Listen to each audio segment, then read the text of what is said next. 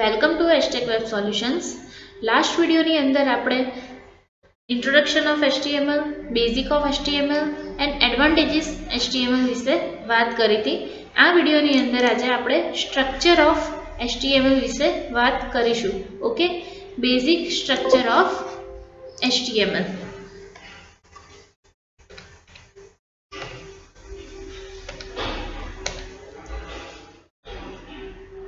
આ છે એનું બેઝિક સ્ટ્રક્ચર.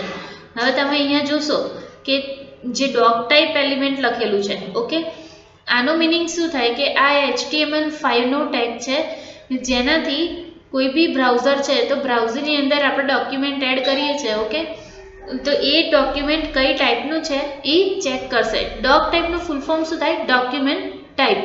ઓકે, આપણે બ્રાઉઝરમાં ફાઇલને લોડ કરાવવા માટે ડોક ટાઈપ HTML નો યુઝ કરીએ છીએ. ઓકે, સેકન્ડ HTML છે એ રૂટ એલિમેન્ટ છે અને હેડ અને બોડી સેક્શન એ શું છે? એના ચાઇલ્ડ એલિમેન્ટ છે. HTML રૂટ એલિમેન્ટ છે, હેડ સેક્શન ચાઇલ્ડ એલિમેન્ટ છે અને બોડી પણ એનું ચાઇલ્ડ એલિમેન્ટ છે. હેડ સેક્શન છે એ ઓપ્શનલ છે. ઓકે, એની અંદર આપણે શું યુઝ કરી શકીએ છીએ કે આપણે કોઈ લિંક આપવી છે, ટાઇટલ આપવું છે કે પછી કોઈ મેટા ટેગ આપવો છે, તો એના માટે આપણે હેડ સેક્શનનો યુઝ કરીએ છીએ. તમે હેડ સેક્શન ના પણ લખો તો પણ તમારી ફાઇલ રન થઈ જશે. ઓકે, બીજું છે બોડી સેક્શન. બોડી સેક્શનની અંદર આપણે પહેલાં વાત થઈ હતી કે આપણે કોઈ બી બ્રાઉઝરની અંદર, કોઈ વેબસાઇટની અંદર, કોઈ વેબ પેજીસની અંદર કોઈ બી ડેટા આપણે શો કરાવો છે. સપોઝ કે હેડિંગ છે કે પેરેગ્રાફ છે કે ઇમેજીસ છે, બરાબર. મારે જે વસ્તુ ત્યાં શો કરાવી છે એ વસ્તુને હું અહીંયા બોડી સેક્શનની અંદર લખીશ. ઓકે, પણ એ બી આપણે જોયું હતું કે શેના થ્રુ આપણે ત્યાં વ્યૂ કરાવી શકીએ. એના પ્રી ડિફાઇન્ડ ટેગ છે. ટેગ થ્રુ આપણે કોઈ બી વસ્તુને ત્યાં બ્રાઉઝરની અંદર શો કરાવી શકીએ. ઓકે, તો અહીંયા બોડી સેક્શનની અંદર બે ટેગ યુઝ કરેલા છે, H1 અને P ટેગ છે. આ બંને ટેગ HTML ના પ્રી ડિફાઇન્ડ ટેગ છે. તો H1 થી મને ત્યાં શું મળશે? હેડિંગ મળશે. P ટેગ થી મને ત્યાં શું મળશે? પેરેગ્રાફ ટેગ મળશે. ઓકે, આ થઈ ગયું બોડી સેક્શન. ઓકે, મેં તમને લાસ્ટમાં બી રૂલ્સ કીધો હતો કે તમે જે બી ફર્સ્ટ ઓપન કરો એ તમારે ફર્સ્ટ ક્લોઝ કરવું પડે. અહીંયા તમે ફર્સ્ટ ઓપન કર્યું તો તમે અહીંયા ફર્સ્ટ ક્લોઝ કર્યું. અહીંયા બી બોડી સેક્શનને ફર્સ્ટ ઓપન કર્યું તો આને ફર્સ્ટ જ ક્લોઝ કર્યું. ઓકે, તમે P ટેગ લખો છો તો P ટેગ પછી તમે અહીંયા P ક્લોઝ કરીને પછી તમે કોઈ કન્ટેન્ટ લખો તો એ નહીં આવે. ઓકે, એ પ્રોપર મેથડ નથી. હવે આપણે ડિટેલમાં જોઈએ. The doc type HTML declaration define this document is an HTML5 document. જે doc type HTML છે એ HTML5 નું ડોક્યુમેન્ટ છે. Okay, HTML element is the root element of an HTML page.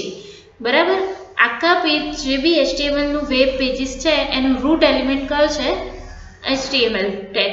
Okay, head element contain meta information about the HTML page. Okay, મેં તમને કીધું કે હેડ સેક્શનની અંદર આપણે કોઈ પણ વસ્તુ જે મેટા ટેગ છે કે પછી લિંક છે, ટાઇટલ છે, એને આપણે એડ કરી શકીએ છીએ.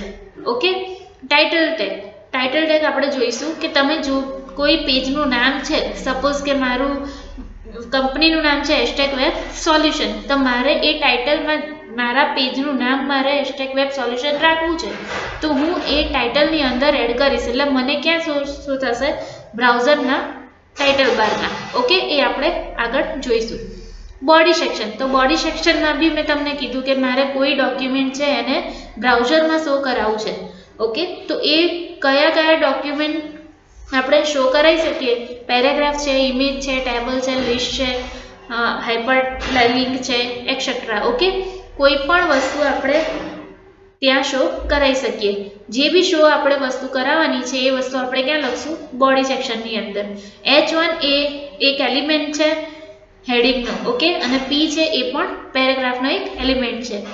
ઓકે, આપણે એક લાઈવ એક્ઝામ્પલથી આને સમજીએ.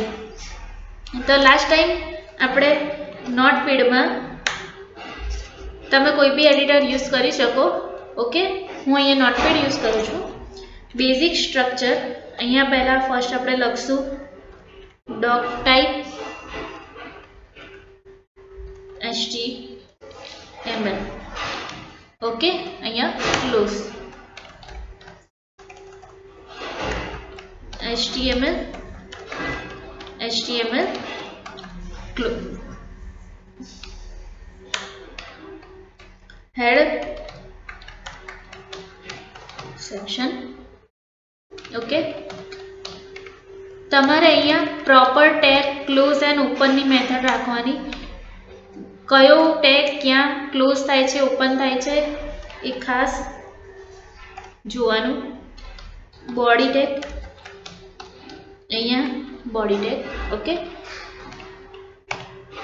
હેડ સેક્શનની અંદર આપણે લખશું ટાઇટલ. HTML એ છે કેસ સેન્સિટિવ છે, મીન્સ આપણે કોઈ બી કેપિટલાઇઝ કે નોન કેપિટલાઇઝ યુઝ કરી શકીએ. ઓકે, અહીંયા આપણે ટાઇટલ આપીશું # વેબ સોલ્યુશન.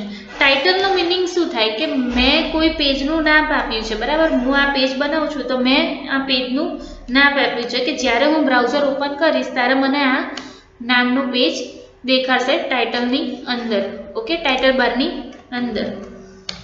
હવે હું અહીંયા આપું છું h1 tag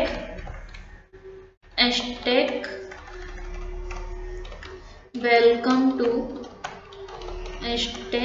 #web solutions h1 tag close. Okay, first and second p ટેગની અંદર હેલો વર્ડ.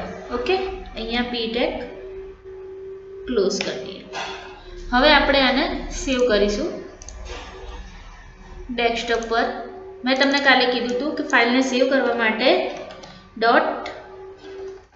.html નો યુઝ થાય છે. ઓકે, એક્સટેન્શનનો તમે html પણ લખી શકો. અહીંયા ઓલ ફાઇલ ક્રિએટ, અહીંયા સેવ. ઓકે, હવે આપણે રન કરીએ એને. આવી ગયું welcome to #web solutions hello word. Simple આપણે શું કર્યું, ત્યાં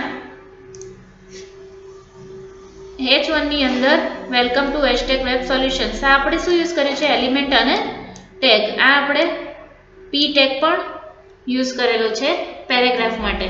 ઓકે, હવે મારે અહીંયા 3-4 પેરેગ્રાફ લાવવા છે તો હું શું કરીશ, સિમ્પલ આનું કોપી કરીને અહીંયા પેસ્ટ કરી દઈશ. ઓકે,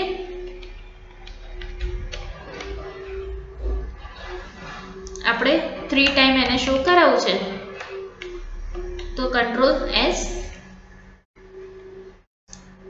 અને અહીંયા રિફ્રેશ કરીશ. મળી ગયું મને 3 ટાઈમ. ઓકે, આ આનું બેઝિક સ્ટ્રક્ચર છે. અને આપણે જે ટાઇટલ આપ્યું હતું એ ટાઇટલ આપણને ક્યાં શો થશે, બ્રાઉઝરના આ શું કહેવાય ટૂલબારની અંદર #વેબ સોલ્યુશન. ઓકે, આ આવી ગયું મારા પેજનું નામ. એટલે મને આ એ ડિફાઇન કરે છે કે આ પેજનું નામ શું છે. ઓકે, તો #વેબ સોલ્યુશન. ઓકે, નેક્સ્ટ વિડીયોની અંદર આપણે એલિમેન્ટ્સ ઓફ HTML વિશે જોઈશું. Thank you for watching the video.